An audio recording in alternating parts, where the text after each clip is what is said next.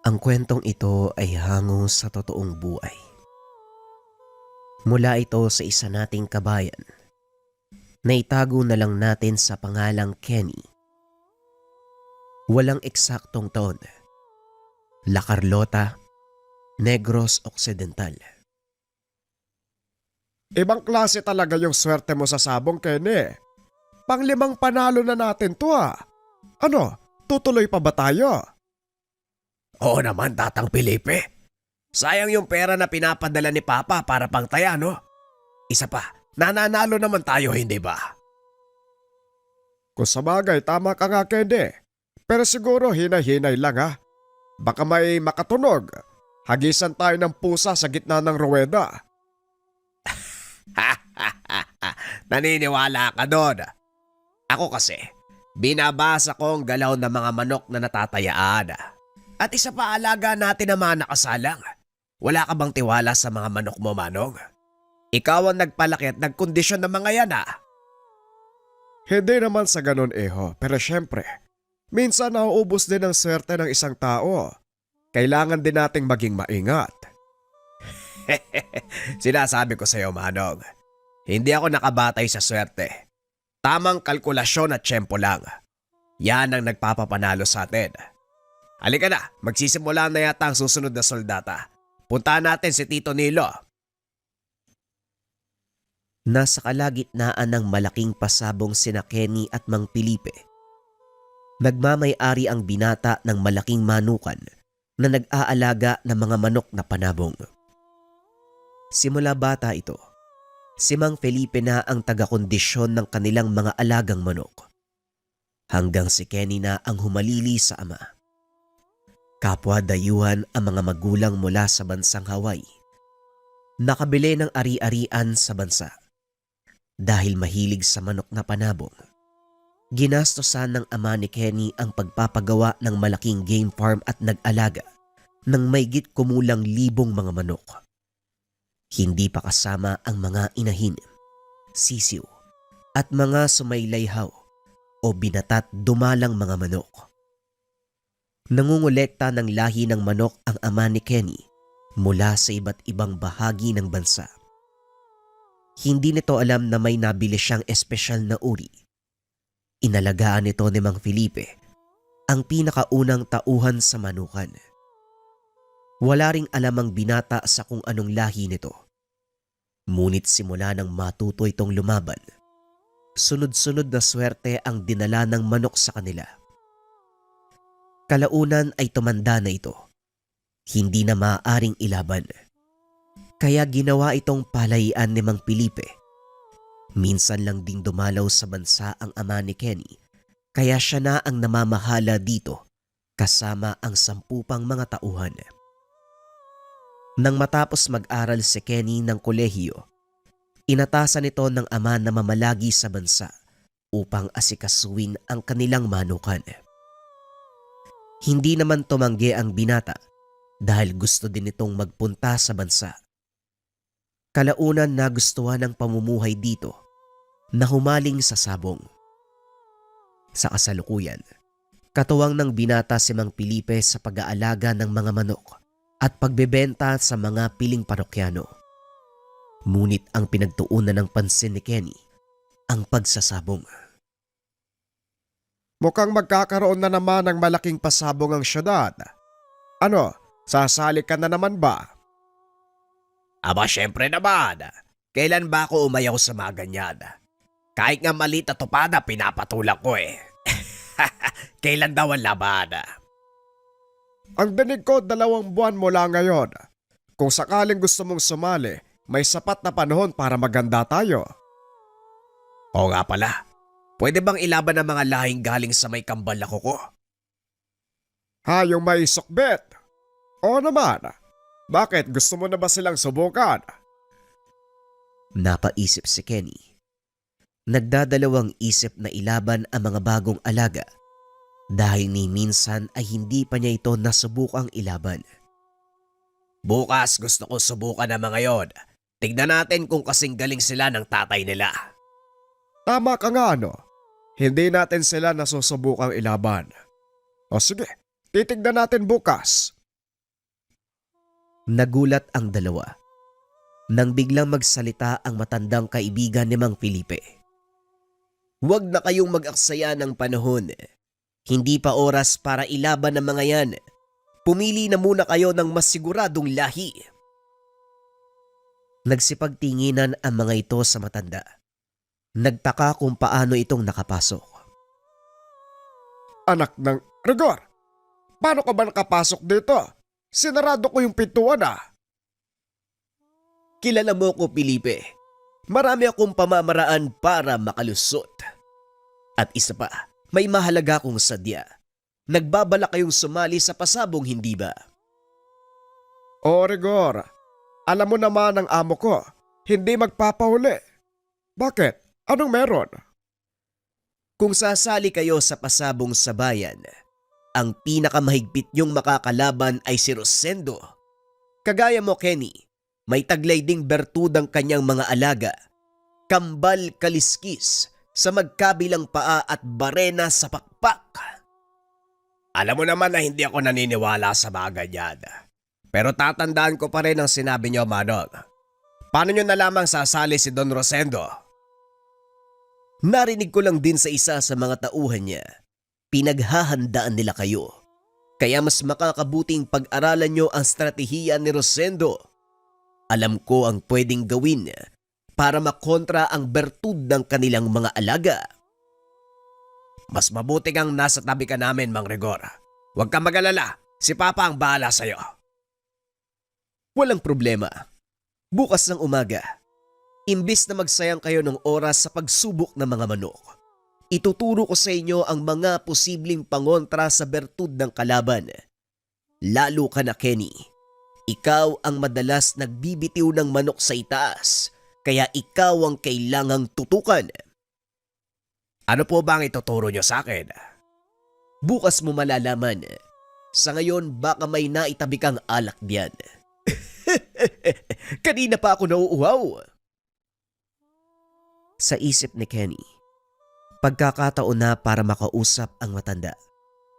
Kahit papano, gustong malaman ang tungkol sa mga pamahiing sinasabi ni Mang Rigor.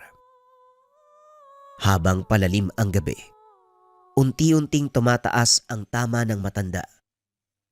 Sa tuwing mangyayari ito, nagsasalita si Mang Rigor ng kung ano-ano, maging ang tungkol sa pagiging albularyo. Alam mo ba na ang lahat ng nalalaman ko, ibinubulong sa akin ng mga kaibigan kong engkanto? Engkanto? Hindi ho ba ang sabi nila wala namang ganon? Yan ang sinasabi ng mga taong walang alam tungkol sa mundo ng lihim na karanungan. Maaring nakita mo na ang lahat ng nasa pisikal na aspeto ng ating daigdig. Ngunit karamihan sa atin, hindi pa nakikita ang espiritual na mundo kung saan gumagalaw ang mga elementong gaya ng mga engkanto at iba pang tinatawag natin na kathang-isip na mga nilalang. Ibig mong sabihin, dito mismo sa mundong ginagalawan natin, matatagpuan ang tirahan ng mga engkanto? Tama ka. Hindi lang ito nakikita ng pisikal nating mga mata, ngunit nandyan lang sila. Isa sa mga patunay nito, ang bertud na taglay ng mga alaga mong may sukbit. Alam mo, Manong, hindi talaga ako masyadong naniniwala sa mga ganyan. Lalo na sa swerte. Kasi para sa akin, lahat may tamang pagkakataon at panahon. Pag hindi para sa'yo, huwag mong ipilit. Ganun lang kasimple. May punto ka naman. Pero hindi tungkol sa swerte ang sinasabi ko. Kung hindi ka tiyakan ng tagumpay sa mga bagay na gusto mong gawin, ito ang nangyayari sa'yo, Kenny. Hindi mo palang napapansin. Ngunit nabiyayaan ka ng isang uri ng bertud na humahatak na tinatawag nating swerte. Bertud? Parang anting-anting? Parang gano'n na nga. Pero may malaking pagkakaiba ang bertud na mula sa mga anting-anting at mutyang galing sa kalikasan. Nagpatuloy ang pag-uusap ng dalawa. Hanggang sa hindi na namalaya ng oras, Nagulat na lang si Kenny nang biglang tumilaok ang mga manok. Naku yari, umaga na pala. Hindi ko napansin. Napasarap ang usapan. O siya, magpahinga ka muna. Mamayang hapon babalik ako at saka ko ituturo ang mga paraan kung paano mong maiiwasan o makukontra ang basag swerte ni Rosendo. Sige o Manong, medyo nahihilo na nga ako. Bigla namang lumabas ng tahanan si Mang Felipe. Oh, mukhang inumaga yata kayong dalawa. Ano na pag-usapan nyo ng matandang yon? Tungkol lang ho sa mga engkanto, mutya, anting-anting. Ganun pa rin yung palagi niyang sinasabi sa atin tuwing nalalasing. Hindi man ako gaanong naniniwala, pero nakakaliw pakinggan si Mang Rigor. Matanong nga kita, Manong, saan mo ba nakilala yan? Magkababata kami ni Rigor. Anak siya ng isang kilalang Serojano dito sa baryo. At nang mamatay ang mga magulang niya, siya ang sumalo na mga gawain ito. Hanggang sa unti-unting nakilala si Rigor. Maraming nagsasabong, sugarol ang lumalapit sa kanya para humiling ng pampaswerte. Marami nang natulungan ng taong yon, pero hindi man lang siya nililingon. Ang totoo, dito lang nagkaroon ng saysayang kanyang kakayahan. Grabe naman to magsalita si Manong. Nasabi mo na din marami namang natulungan si Mang Rigor. Oo nga, pero kung talagang gugustuhin ng matandang yon na yumaman, marami na yung pera sa ngayon. Maraming mayamang negosyante sugarolan nag-aalok sa kanya ng malaking halaga para lang manalo sa sugal o swertein sa buhay. Pero hindi tinatanggap ni Rigor ang binibigay. Mas gusto niyang mamuhay ng simple. Pag-uusap ng dalawa. Kung titignan ang panglabas na anyo ni Mang Rigor, akalain mo na isa itong taong grasa. Hindi na malaman ang totoong kulay ng suot na damit. Nangingitim na dahil sa alikabok. Nakalugay din ang mahabang buhok na halos kulay puti na. Ngunit kung makikilala mo ng malapitan si Mang Rigor, maririnig na magsalita. Malalaman mo na marami siyang kaalaman. Hindi lang sa kanyang larangan, kundi maging sa bawat aspeto ng buhay. Ayon pa kay Mang Felipe, nagtapos ng kursong abogasya ang matanda. Ngunit mas pinili nito ang buhay ng isang manggagamot. Kung ano man ang dahilan, tanging si Mang Rigor lang ang nakakaalam. Pagsapit ng hapon muling bumalik ang matanda.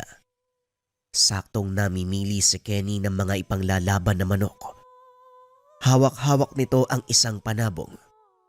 Hinihimas ang katawan habang binubugahan ng usok ng sigarilyo. Maganda ang tindig ng isang yan, pero hindi siya magtatagal sa laban. Subukan mo yung nakatali sa gawing iyon. Napalingon si Kenny nang marinig ang boses ng matanda. Nandito ka na pala, Manong. Kumusta ho? Ayos naman. Nasaan si Felipe? Naroon no sa kabilang kubo, nagpapakain ng mga sisiw. Tara Manong, magkape ka muna. Kakagising ko lang din, medyo masakit pa ang ulo ko O sige, magkape muna tayo habang wala si Felipe. Kailangang nandito ang matandang yun dahil may narinig na naman ako mula sa kampo ni Rosendo. O sige ho Manong, sandali lang at magtitimpla ako ng kape. Maya-maya lang ay dumating na si Mang Felipe. Tinawag ito ni Kenny para maupo. Tapos na ba ang mga gawain niyo? Kailangan nating umalis sa manukan. May mahalaga kong sasabihin na hindi maaaring marinig kahit sino sa mga tauhan niyo. Tapos na kaming magpakain sa mga manok. Ano ba ang mahalagang bagay na sasabihin mo na kailangan pa nating umalis? Mamaya na. Tara Kenny, doon tayo sa bahay mag-usap. Hindi naman kalayuan sa manukan ang bahay ni Mang Rigor. Kaya ilang minuto lang ay nakarating na ang mga ito. Ano ba naman yan, Rigor? Halos hindi mo nililinis ang bakuran mo. Punong-puno na ng mga talahib. Hindi basta talahib ang mga yan. Sila ay nagsisilbing proteksyon ng tahanan ko laban sa masasamang elemento. Tara, doon tayo sa loob. Pagpasok sa loob ng tahanan, nakita ni Kenny ang mga tuyong ugat ng kung anong mga halaman. Humahalimuyak din ang amoy ng insenso at lana. Unang beses na pumunta ng binata sa tahanan ng isang albularyo, kaya naman manghang-mangha ito. Nagikot ang binata sa sala ni Mang Gregor habang tinitignan ang mga nakahilerang garapon. Ang ilan ay may mga pinatuyong karne ng kung anong hayop, samantalang ang ilan puno ng mga ugat ng halamang nakababad sa lana. Ngunit ang mas nakapagpamangha kay Kenny nang makita nito ang isang sisidlan na may tumutubong maliit na puno sa loob. Hawakan na sana ng binata ang garapon nang bigla siyang awatin ni Mang Gregor. Wag na wag mo silang gagambalain. Nagpapahinga ang mga nilalang na nakatira sa puno. Nakakagulat naman kayo, Manong. May nakatira sa malita punong yan. Ano yon, kulisap? Hindi sila makulisap kung hindi maliliit na diwata na kung tawagin ay lambana. Pero hindi lang yan ang dahilan kung bakit tayo nandito. Kung ganon sabihin mo, Rigor, ano ba ang mahalagang bagay na nalaman mo? Huwag kayong sasali sa pasabong. Hindi mananalo ni isa man sa mga manok nyo. Kenny, mas makakabuti kung tataya ka lang. Walang mawawala kung hindi ka sasali sa taong ito. Marami pang pagkakataon. Pero ngayon, mas makakabuti kung walang manok mula sa inyo ang lalaban sa ruweda. Ha? Bakit naman, Manong? Mahaba pa naman ang panahon para maganda. At isa pa, ilang ulit na naming nakatapat sa laban ng mga manok ni Don Rosendo. Puro yabang at angas lang meron sila. Sa uli, kami pa rin ang nananalo. Iba ang nakikita ko sa pagkakataong ito. Moro-moro ang magiging pasabong. Ang ilang sasali, pakawala ng kabilang kampo para lang masabi na marami ang sumali. Ngunit ang katotohanan, kayo lang ang tanging kalaban. Ikaw partikular, Kenny. Bakit naman nila gagawin yon? Mukhang alam ko na ang dahilan.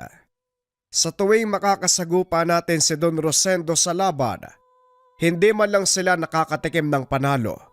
Kaya kumpiyansa kaming ganun uli ang mangyayari. Pero sige, bigyan mo ko ng sapat na dahilan para hindi sumali sa pasabong.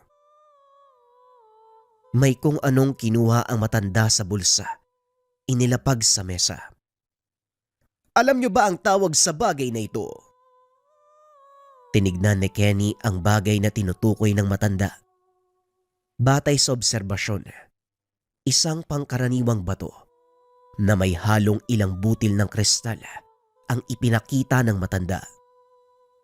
Teka, Manong, ordinaryong bato lang to ah. Anong espesyal tungkol dito? Yan ang akala mo.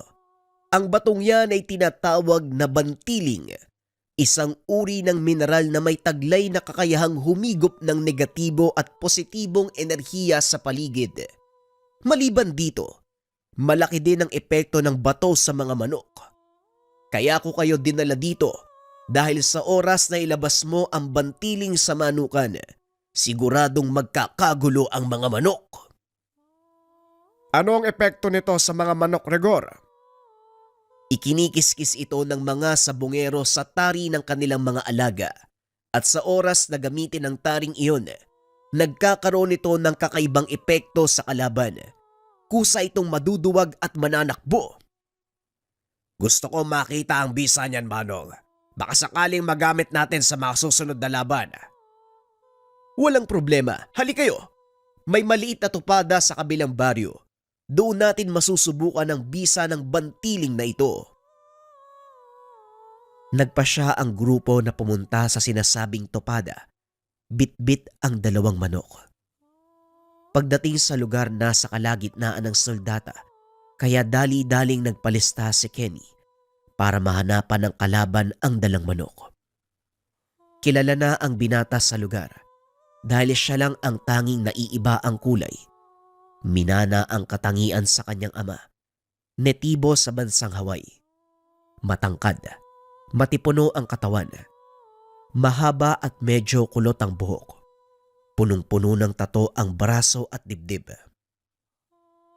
Matapos magpalista, naupo sa sulok ang binata. Samantala ang dalawang matanda naman, sinimulan nang ayusin ang tari ng kanilang manok. Isa sa mga ito ay kinabitan ng ordinaryong tari at ang ikalawa, kinabitan ng taring ipinahid sa bantiling. Ngayong nakita niyo ang epekto ng bantiling sa manok. Una mong isasabak sa laban ang walang pahid. Tignan mo ang pinagkaiba. Sinunod ni Kenny ang sinabi ng matanda. Nagulat ang binata dahil natalo ang manok na iyon sa kauna-unahang pagkakataon. Nakaranas ng pagkatalo ang binata. Paano nangyari yon, Manong? Kondisyon ng katawan ng mga manok na pinili ko. Tanong ni Kenny. Lingid sa kalaman nito, pinalitan ni Mang Felipe ang manok na ipanglalaban. Pinili nito ang pinakamahinang klase sa kanilang mga alaga. Ngunit nang sumapit ang ikalawang soldata, isinabak ni Kenny ang huling manok. Sa pagkakataong iyon, hindi pa man nagsisimula ang laban, balisa na ang manok ng kabilang panig. At nang pakawalan ito ng may-ari, biglang kumaripas ng takbo at lumipad palabas ng ruweda. Nagtawanan ang mga tao dahil inakala nilang duwag ang manok.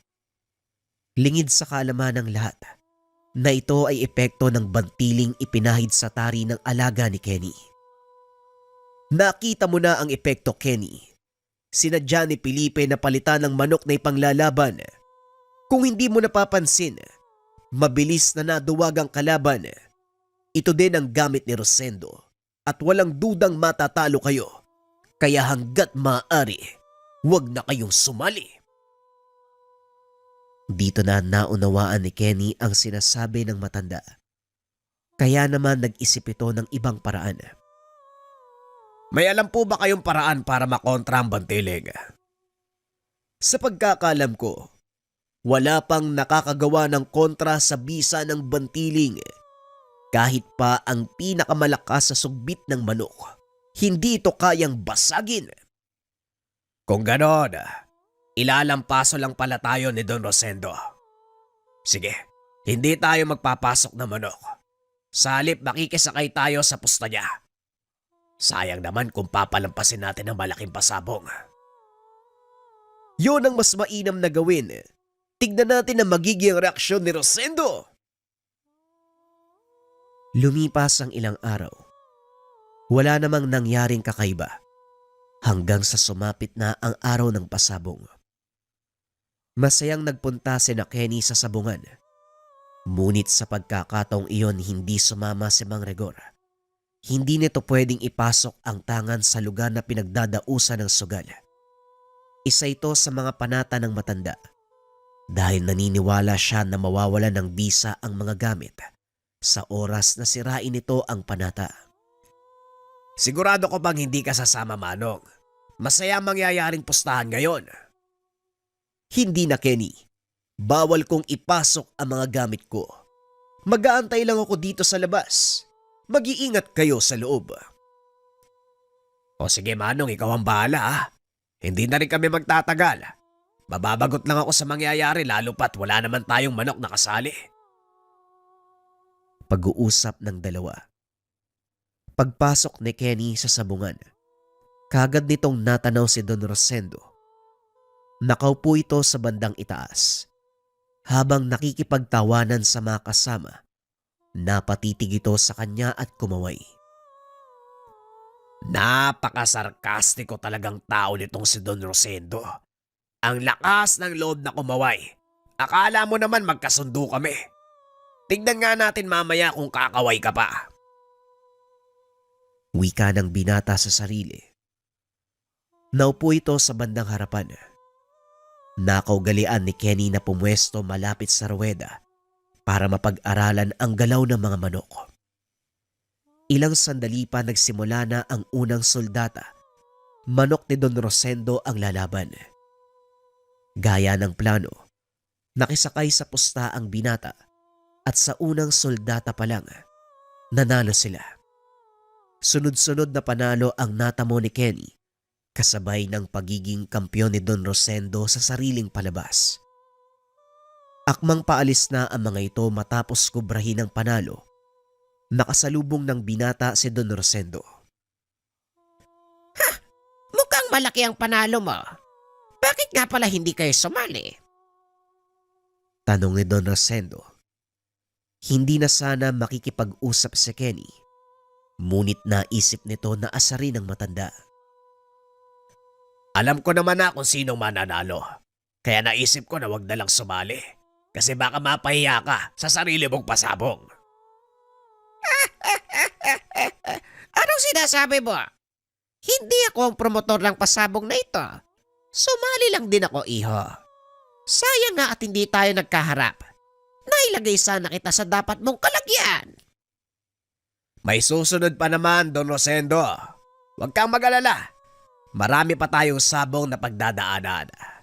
Sa ngayon, magsaya ka muna. Dahil sa susunod na magharap tayo, sisiguraduhin kong hindi ka na makakangiti ng ganyan. Hindi na nakaimik si Don Rosendo sa sinabi ng binata. Kilala nito si Kenny. Alam niya ang kapasidad ng binata pagdating sa pinansyal na usapin. Matagal nang gustong pabagsakin ni Don Rosendo ang manuka ni Kenny, ngunit sadyang hindi ito makahanap ng butas. Pag-uwi sa tahanan, napaliwanag ni Kenny kay Mang Rigor ang nangyari. Tuwang-tuwa ang matanda dahil kuwang-kuwa ng binata ang itsura nito habang nagpapaliwanag. Mukhang nailugar mo sa dapat kalagyan ng matandang yon, iyo. Pero lalo siyang magagalit, kaya maganda ka. Alam ko po, Manong. Isa pa, medyo matagal na panahon pa naman ang lilipas bago kami magkita sa sabungan. Siguro naman sapat na ang oras na yon para pagandaan ang anumang gagawin niya. Tamang-tama, uuwi ang tatay mo sa susunod na linggo. Wala naman tayong gaanong gagawin.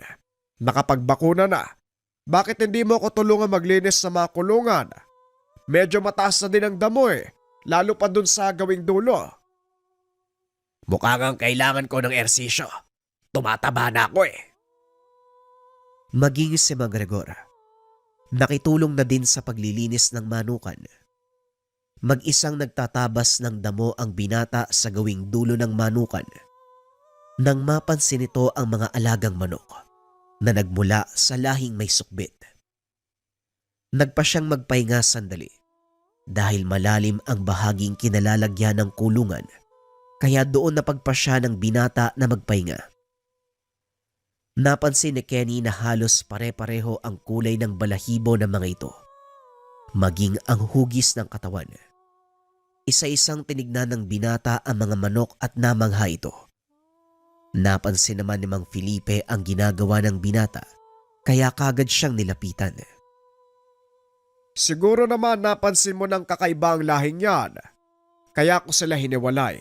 Siguradong magiging mainit sila sa mata ng mga parokyano natin. Sa oras na makita ang mga manok na yan, siguradong magpapataasan sila ng presyo para lang makuha yan.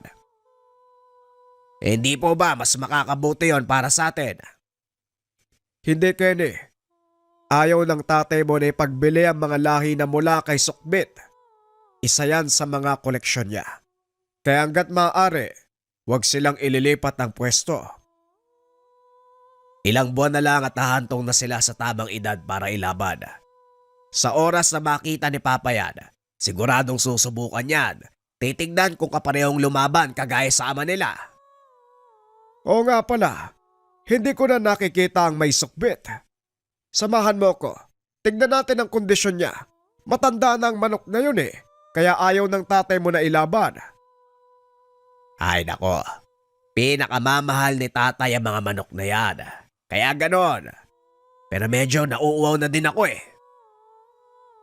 Pinuntahan ng dalawa ang kulungan kung nasaan ang manok nila na may sukbit.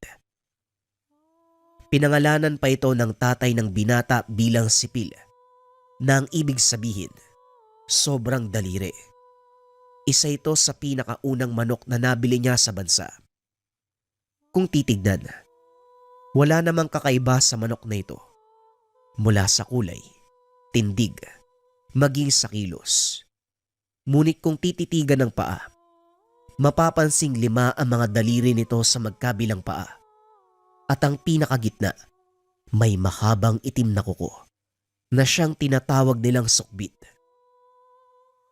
Sa hindi nakakalam, ang uri ng bertud na ito ay nagbibigay ng swerte, hindi lamang sa sabong, kung hindi sa pang-araw-araw na buhay ng nagmamay-ari ng manok. Pinatotohanan nito ng ama ni Kenny dahil simula nang mapa sa kanya si Sipil, sunod-sunod na swerte ang naranasan ng mga ito. Hanggang sa nakabili sila ng lupa sa iba pang panig ng probinsya. Kakaibang swerte ang binibigay ni Sipil sa iyong ama at ito ang pinangangalagaan niyang sekreto. Kaya hanggat maaari, ingatan mo din ito. Naipaliwanag din sa akin ni tatay yan noon pero hindi ko lubos na naiintindihan. Inakala ko dati na talagang mapera lang kami. Pero sinabi sa akin ni mama na ang trabaho ni papa noon bilang pulisaway, imposibleng magkaroon kami ng ganitong lawak na lupain. Saan nga ba nanggaling si Sipil? Sabi ko na nga ba hindi pa sinasabi ng tatay mo ang totoong pinagmula ni Sipil. Pwes doon tayo sa kubo nang mapaliwanag ko sa iyo ang totoong pinanggalingan ni Sipil. Pagdating sa kubo, pinaliwanag ng matanda kung paanong napunta sa kanya ang mga alagang manok. Aatras tayo ng 25 taon. Nagkaroon ng pagkakataong makapunta si Omer sa Pilipinas para dumalo sa isang pagsasanay. Tumagal ng 2 taon ang Ginoo at sa loob ng panahong iyon, nagustuhan nito ang bansa. Nagpa siyang bumili ng sariling lupain na balang araw ay papatayuan ng sariling bahay. Nakarating ito sa probinsya ng Negros. Nakilala si Mang Felipe. Naglalakad si Omer sa kalsada habang naghahanap ng pwedeng makausap tungkol sa pagbili ng lupa. Nang malaman nito ng mga tao marami ang lumapit, ngunit naramdaman ni Mang Rigor na lolokohin lang siya ng mga ito dahil walang alam ang dayuhang Ginoo sa paligid. Naupo ito sa harapan ng tindahan habang umiinom ng soft drinks nang mapansin siya ng 2 magkaibigan. Tignan mo, yan yata yung sinasabi nilang dayuhan na naghahanap ng mabibiling lupa. Halika, kausapin natin. Sandali lang, sigurado ka ba? Wala ka namang alam na nagbebenta ng lupa dito Yan ang akala mo. May kilala ko sa sitio San Miguel na nagbibenta ng lupa. Papatignan natin sa kanya at kapag nagustuhan, di nakatulong tayo sa kapwa. O siya, tara tignan natin kung may magagawa tayo. Nilapitan ng 2 ang dayuhan. Sinubukan nila itong kausapin sa salitang Ingles, ngunit hindi sumasagot ang Ginoo. Para namang hindi yata marunong mag-Ingles ang taong ito. Mukhang hindi tayo magkakaintindihan. Halika na, baka mapaya lang tayo Hindi, Felipe. Sandali lang. Muli itong nilapitan ni Rigor at kinausap. Hey, my friend, you're looking for landing. Natawa si Felipe sa Ingles nito. Napatingin din ang ilang mga taong naroon dahil nilakasan nito ang kanyang boses sa pag-aakalang hindi nakakarinig si Omer. Nagulat si Rigor nang magsalita ang Ginoong dayuhan. Marunong po ako magtagalog. Ayoko lang makipag-usap. Ilang beses na ako naloko Kamunti kang manakawan. Ngayon, kung yan pa rin ang pake niyo sa akin, huwag na kayo mag-abala. Hindi ko kailangan ng 1 o 2 pang tao manloloko sa akin. Nanlaki ang mga mata ni Rigor. Maging si Mang Felipe ay nagulat nang malamang marunong magsalita ng wikang Pilipino ang dayuhan. Marunong ka palang magtagalog. Nag-English pa ako dito. Hindi ba abogado ka naman? Anong kinalaman nun? Oo, tapos ako ng abogasya, pero wikang Pilipino ang gamit ko. 2 taon na akong nakatira dito sa Pilipinas, kaya marunong ako magtagalog. Gaya ng sinabi ko, ilang beses na ako naloko, kaya nag-iingat ako. Huwag kang mag-alala. Dahil abogado ako, alam ko ang batas ng pagbili ng lupa. Kung may maitutulong ako, magsabi ka lang. Pasensya ka na kung naloko ka sa lugar namin. Hayaan mo kaming tulungan ka. Nga pala, ang pangalan ko ay Felipe. Eto naman si Rigor. May matutuluyan ka na ba dito? Maggagabi na. Yun nga ang isang problema ko. Dahil wala akong kilala na pwede mapagkatiwalaan. Doon ka muna matulog sa kubo namin ni Felipe. Kahit papano'y ligtas ka sa lugar at walang ibang taong nagpupunta roon. Sasamahan ka namin para matiyak na walang mawawala sa mga gamit mo. Naku, maraming salamat po Manong Rigor at Manong Felipe. Diyos na po ang bahalang magbalik ng biyaya sa inyo. Walang anuman. Ano nga palang pangalan mo? Omer po, nanggaling sa bansang Hawaii. Napadpad sa bansa nyo dahil dumalo sa isang pagsasanay. Pulis po ako sa bansang pinanggalingan ko. Nagkatinginan ang dalawa nang malaman na hindi pala basta-basta ang kanilang panauhin. Nagtungo ang tatlo sa kubong sinasabi ni Mang Rigor. Halos hindi na makapagsalita si Omer dahil sa sobrang pagod. Alam ng dalawa ang pinagdaanan nito. Kaya naman paglapag ng mga gamit, sinalampak nito ang sarili sa sahig. Kagad nang nakatulog. Kawawa naman ang taong ito. Mabuti na lang at tayong nakakita sa kanya. Kung hindi, baka hindi na ito makabalik sa sariling bansa. Siguradong pinag-adya ng Diyos na makilala natin ang taong ito. Alam mo, Rigor, nararamdaman kong magbabago ang buhay ng taong to. Hindi ba albularyo ka? Bakit hindi mo subukang silipin ang kapalaran niya? Timang na ang ulo mo. Oo, albularyo ako. Pero hindi ko pwedeng pangunahan ng tadhana. Hayaan mong ito mismo ang magpakita sa kanya kung ano ang magiging kapalaran. O siya, sige na. Magpahinga na tayo. Maaga pa natin yan sasamahan sa lupang sinasabi mo. Pag-uusap ng dalawang nakakatanda. Matapos ay nagpahinga na rin ang mga ito. Kinabukasan maagang nagising si Omer. Nanlaki mga mata nang makita ang magandang taniman ng lugar. Saka pa lang nito nalaman na nasa tuktok ng burol ang kubong tinutuluyan. Kitang-kita ang kagandahan ng kapatagan na tinatamaan ng sinag ng papasikat na araw. Naalala nito ang bansang pinagmulan. Habang pinagmamasdan ang kagandahan ng paligid, nilapitan nito ni Mang Rigor. Sa gawing iyon ng kabundukan ang sinasabi ko sa iyo. Medyo malawak at gaya ng lugar na ito. Nasa tuktok din ng burol. Siguradong magugustuhan mo ang lugar. Mukha nga magugustuhan ko ang lugar na ito. Sana lang magkasundo kami ng may-ari ng lupa. Siguradong magkakasundo kayo. Matagal na siyang naghahanap ng mag-aalaga ng lupain. Sandali lang. Antayin muna natin si Felipe. Bumili lang sandali ng agahan. Matapos kumain, naglakad ang mga ito papunta sa kabilang burol. Naabutan nila ang isang matanda na nakaupo sa atangan ng lumang kubo. Sa tabi nito, isang nakataling tandang. Lingid sa kalaman ni Omer, na ama ni Mang Rigor ang taong iyon na siya ding nagmamay-ari ng lupa. Anong ginagawa niyo dito, Rigor? Akala ko ba abala ka sa patag? Magandang umaga po, tay. Sinamahan po namin ang taong ito. Naghahanap siya ng lupa At alam kong ipinagbibili nyo ang lupang ito, kaya baka magkasundo kayo. Wika ni Rigor. Tumayo ang matanda at lumapit sa kanila. Ako nga pala si Inaro, ang may-ari ng lupa. Sa nakikita ko, hindi ka taga dito. Hindi po, Tatang. Mula po ako sa ibang bansa. Naparito ako dahil gusto ko sanang bumili ng lupang pagtatayuan ng bahay. Ganun ba?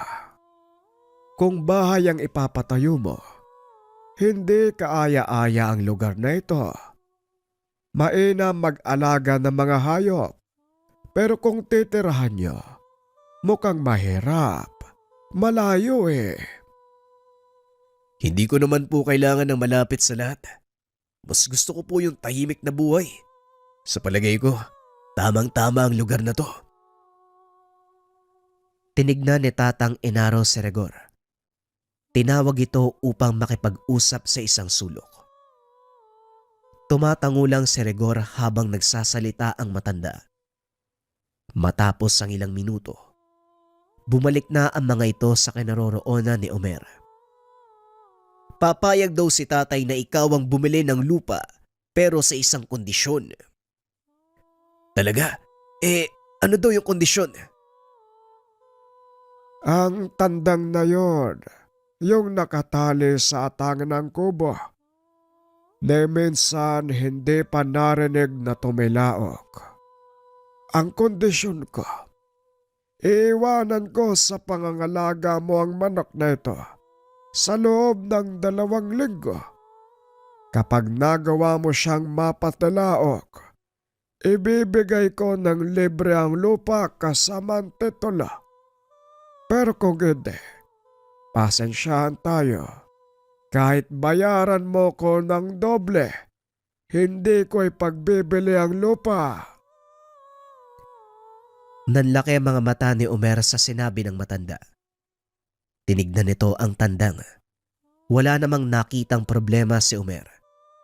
Kaya kahit nag-aalinlangan, pumayag ito sa kondisyon ng matanda. Para sa kanya, ito na ang huling subok. Kung sakaling hindi mabibili ang lupang iyon, uuwi na lang siya sa sariling bansa. Sige po, Tatang. Tinatanggap ko ang kondisyon niyo. Magaling kung ganon. Heto, maaari mong gamitin ang kubo at habang nananatili ka sa lugar, pakilinis na din ang paligid. Malay mo, swerte ka. Tumilaok yung manok na yan. Mapasayo ang lupang ito. Hindi ka na mahihirapan. Simula ng araw na yun, doon na natili si Omer sa kubong iniwan ng matanda. Ilang araw na ang nakalipas, ni hindi tumitilaok ang manok. Hanggang sa inabot siya ng 1 linggo. Hindi pa rin nagpupunta sa kanya ang 2 magkaibigan. Ngunit lingid sa kalaman, pinagmamasdan siya nila Rigor mula sa malayo. Mukhang marunong mag-asikaso ng lupa ang isang ito. Ano sa palagay mo? Papasa kaya siya kay tatay? Kung pagbabatayan ng kasipagan at kaalaman sa pag-aalaga ng lupa, papasa siya. Pero ang tanong, naiintindihan kaya ng taong yan ang gustong iparating ni Tatang Inaro? Siguro naman naiintindihan niya. Lalo pa ang pagtilaok ng tandang. Kailanman, hindi titilaok yan. Pag-uusap ng dalawa habang nakatago sa makapal na talahiban. Pinagmamasdan ng mga ito si Omer habang walang tigil na nagtatrabaho. Nililinis ang buong paligid at kinakausap ang tandang. Pakiusap naman tumilaok ka na. Ilang araw na lang matatapos na yung palugid ko kay Manong Inaro eh. Pakiusap ni Omer sa tandang. Saka pa lang nito napansin na isang inahin ang nakatali sa atangan ng kubo. Sa mga hindi nakakaalam, kagaya ng binabaing tandang, ang mga nilaki, maaaring pagkamalang totoong tandang dahil parehong-pareho ang kulay ng balahibo at tindig. Ngunit sa mga marunong tumingin, malalaman na isa itong binabae sa pamamagitan ng pagliit ng palong at wala itong mahabang lawi sa buntot. Natawa na lang sa sarili si Omer nang mapagtantong naisa na naman siya ng ibang tao. Tumayo ang Ginoo at inayos ang mga kagamitan. Tinanggal ang tali sa paa ng tandang. Akmang aalis na sana sa lugar. Palabas na ito sa bakuran nang bigla siyang harangin ni Mang Enaro.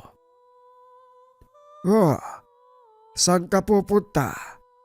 Hindi pa tapos ang 2 linggong palugit. Pasensya na po. Pero mukhang kailangan ko ng sumuko. Alam nila ni Gor ang dahilan kung bakit ko gagawin to. Kaya sila na lang ang tanungin nyo. Tignan mo ang kinalabasan ng ginawa mo dito. Napakaganda ng lugar, lalo na kapag malinis. Nilingon ni Omer ang matanda.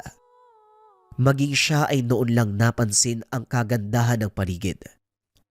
Bakit kayo nagtali ng inahing manok sa atangan at hinayaan nyo kung mag-intay sa wala? Tumawa ng malakas si Mang Enaro. Itinuro ang paligid. Hindi mo pala nauunawaan ang punto ng pagsubok ko sa iyo. Pagmasdan mo ang paligid.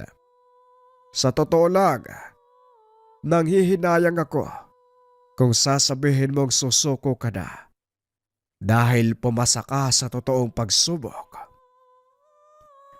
Dumukot ng kung ano ang matanda. Inabot kay Omer. Ano ba to? Bakit hindi mo buksan? Binuklat ni Omer ang maliit na sobre. Nakita nitong titulo ng lupa ang inabot sa kanya. Teka, bakit nyo binibigay sa akin ang titulo ng lupa? Hindi mo ba narinig ang sinabi ko? Pumasa ka sa totoong pagsubok. Sa lahat ng taong nagnais na bumili ng lupa ko, ikaw ang nakakita ng totoong kahalagahan ng lugar. Hindi ko po kayo maunawaan. Alin po ba daw ng pagsubok? Yung pagtilawak ng tandang o yung paglilinis ng paligid? Wala sa nabanggit. Ang totoong pagsubok, ang pagiging matyaga. Nakita ko sa iyo ang abilidad na yon. Bagaman kamuntikan ka ng sumuko, pero napatunayan mong karapat-dapat ka dahil nagawa mo ang lahat ng dapat gawin bago ka tuluyang mawala ng pag-asa. Komedyante ka, Tatang, ha? Niloloko mo ako, no? Mahahawakan mo ba ang titulo kung niloloko kita? Hampasin kita ng baston eh. Ibigay mo yan kay Rigor at siya na ang bahalang maglipat yan sa pangalan mo nang mapakinabangan naman ang pagiging abogado ng lintik na yon. Matapos makipag-usap, umalis na si Mang Enaro.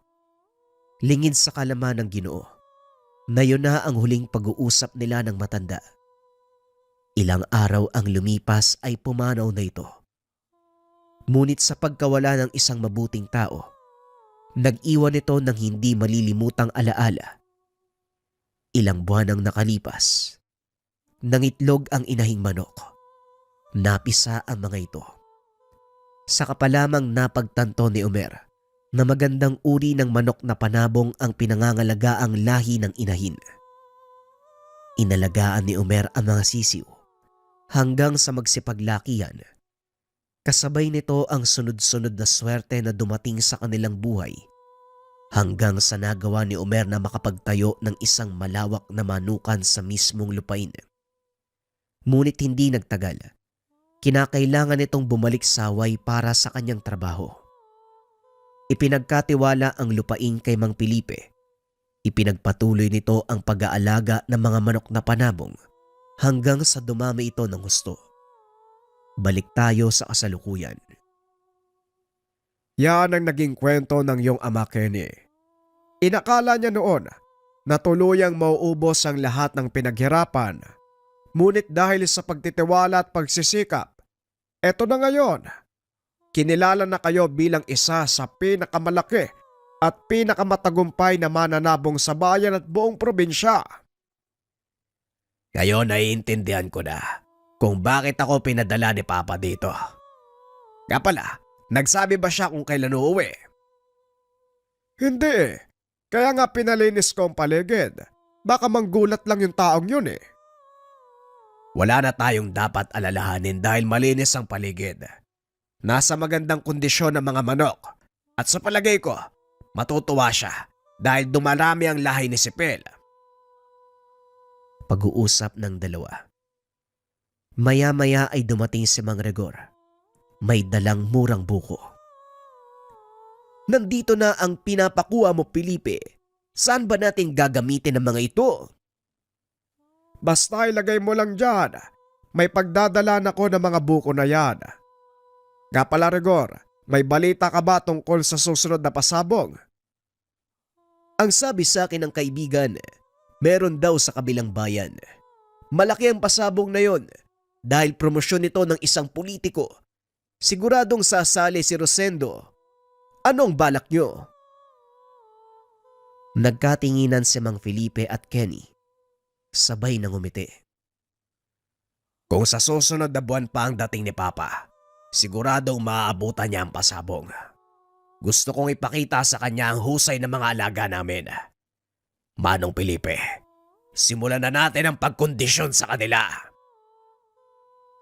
Pagsapit ng hapon, namili ng mga ilalabang manok sina Kenny at Mang Felipe. 7 mahuhusay na alaga ang napili ng mga ito. Karamihan ay nagmula sa lahi ni Sipil. Gagana naman kaya ang sukbit ng mga ito?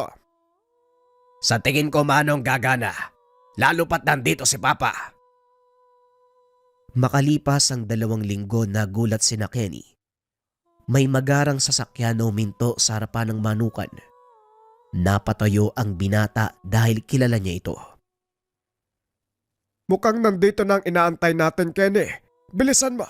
Salubungin mo ang tatay mo! Dali-daling tumakbo si Kenny. Sinalubong ang ama. Oh, mukhang tumataba kaya ta Kenny. Anong pinagagawa mo dito? Puro kain tulong lang. Si Papa talaga, hindi naman po. Tara sa loob, inaantay na kayo nila Manong Felipe. Tamang-tama ang dating mo. Nagkukondisyon kami ng mga manok na isasali sa sabong doon sa kabilang bayan. Sinong pumili? Ikaw ba? Kami ni Manong Felipe. Tignan nyo na lang. Alam kong hindi nyo nakikita ang mga alaga nyo, kaya siguradong magugulat kayo. Naglakad ang 2 papasok ng manukan. Inikot ni Omer ang tingin sa paligid. Walang pinagbago, maliban sa mga puno ng nyog na nagsilakihan. Nang marating nito ang mga kulungan, hindi na nagaksaya ng panahon ang matanda na puntahan ng mga manok.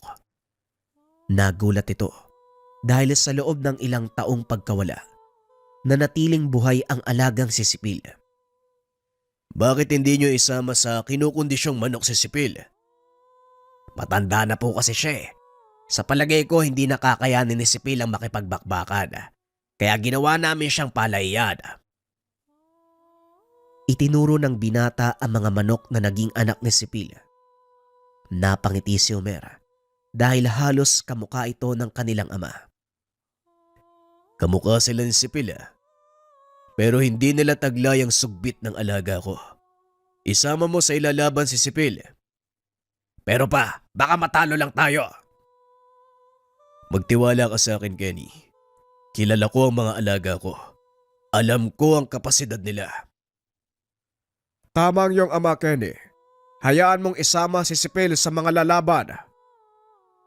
Ay nako, may magagawa pa ba ako? Sinunod ni Kenny ang sinabi ng ama.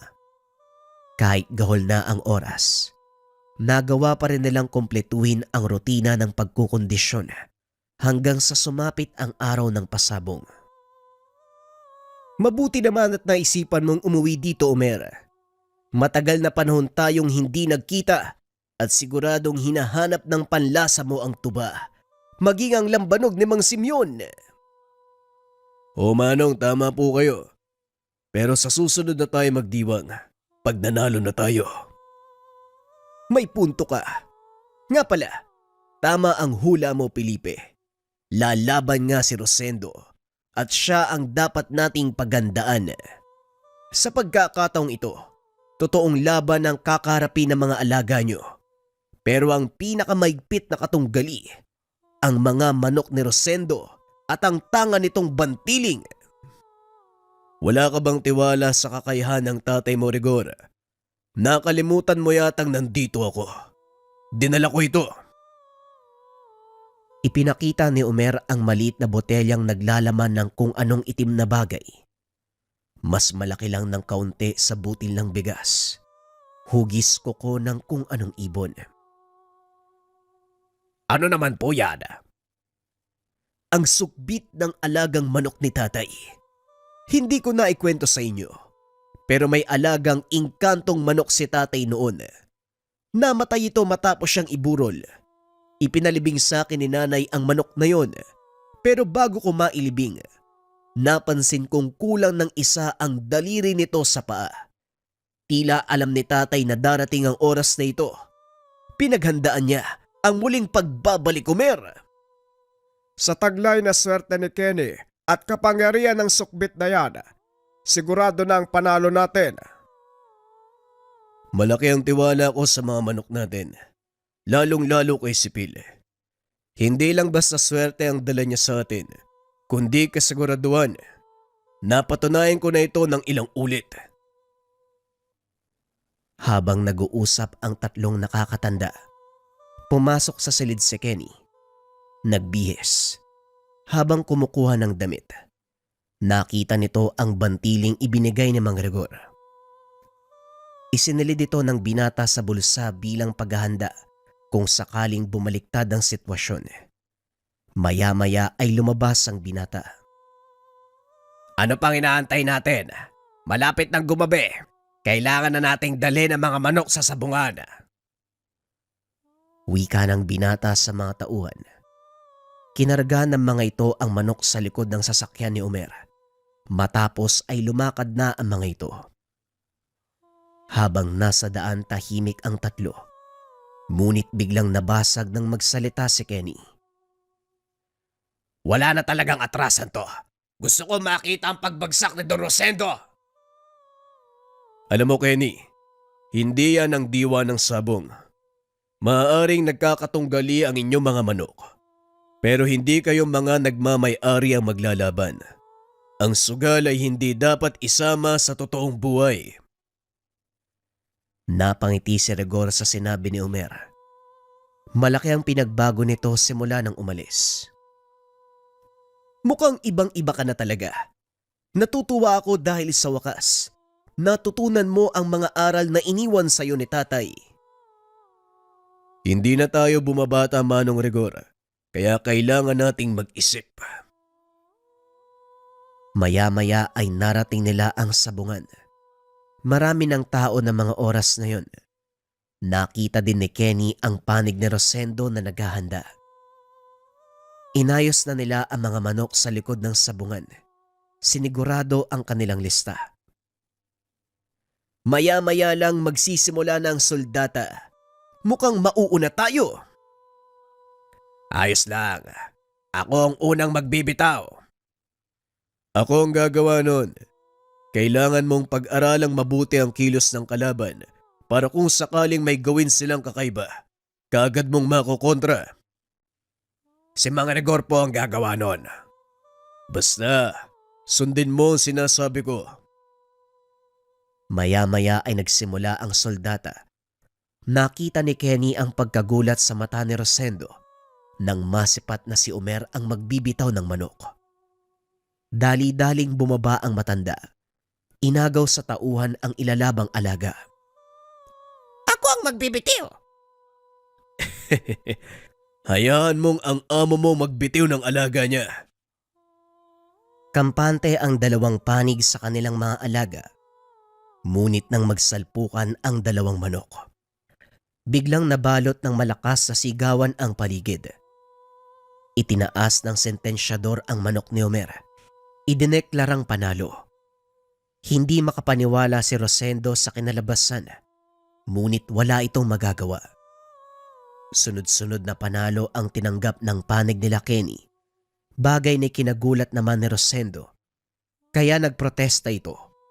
Inakasuhang nandadaya sina Omer. Kaya naman pinatignan nila ang lahat ng ilalabang manok. Walang nakitang pandaraya ang mga nangangasiwa, kaya itinuloy ang laban. Yan ba ang sinasabi mong sugal lang ang sabong? Hindi dapat personalin. Tignan mo si Rosendo. Parang gustong-gusto kang sakbalin.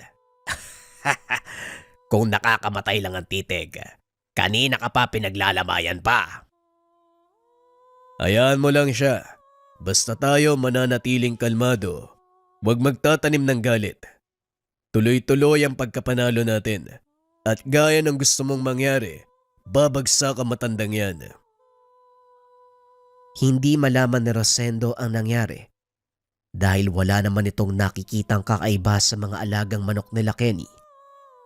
Matapos ang sabong, umuwing talunan sina Rosendo. Walang paglagyan ng tuwa ni Kenny dahil natupad na sa wakas ang pangarap nito. Ilagay sa kalalagyan ang taong gustong sumira ng kanilang pangalan. Hindi matanggap ni Rosendo ang nangyari. Makailang ulit nitong pinagtangkaan ang buhay nila Kenny, ngunit hindi ito nagtagumpay. Hanggang sa kapalaran na ang nanghusga sa kanya. Isang malagim na pangyayari ang tuluyang nagpabagsak sa mayaban na doon. Nawala ang lahat ng ari-arian. Tuluyang bumagsak ang manukan, maging ang ibang negosyo.